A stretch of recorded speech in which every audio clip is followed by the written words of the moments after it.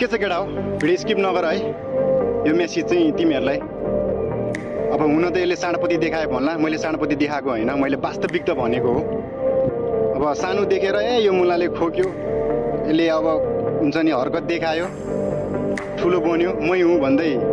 साँडपति देखायो भन्छ होला तर साँडपति देखाएको होइन केटा हो वास्तविकता भनेको हो हेर्दा सानो होला तर जिन्दगीमा लगभग भोग्नुपर्ने कुराहरू सब भोगिसक्यो क्या त्यसैले भन्छु के केटा हो म तिमीहरूलाई है साँडपति देखाएको होइन राम्रोसँग बुझ पोजिटिभ हिसाबले बुझ मैले राम्रै भनिरहेको हुन्छ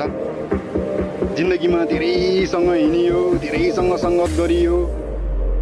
धेरै ठाउँमा नाता पनि गाँसियो हिँडियो भुल बाँधेर नि हिँडियो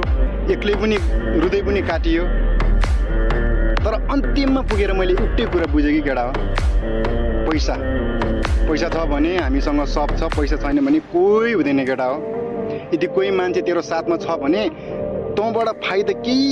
लुटिरहेको छ यदि तँबाट फाइदा केही त्यो मान्छेले भइरहेको छ भने मात्र तँसँग छ यदि तँबाट केही फाइदा छैन भने तेरो साथमा कोही पनि हुँदैन यो कुरा चाहिँ दिमागमा एकदमै सेभ गरेर राख है केटा हो है कहिले पनि फर्मेट गर्दा पनि नभुल्ने गरी सेभ गरेर राख हामी छोरा मान्छे हो यार हाम्रो फिलिङ्स हामीलाई थाहा छ क्या हाम्रो मन कति रुन्छ हामीलाई थाहा छ हामी दुःख पोख्न सक्दैन पीडा देखाउन सक्दैन अरूको अगाडि रुन सक्दैन गिर्न सक्दैन किनकि आफूले कहिले पनि हुन्छ नि गिभ अप गर्न मन लाग्दैन कि अरूको अगाडि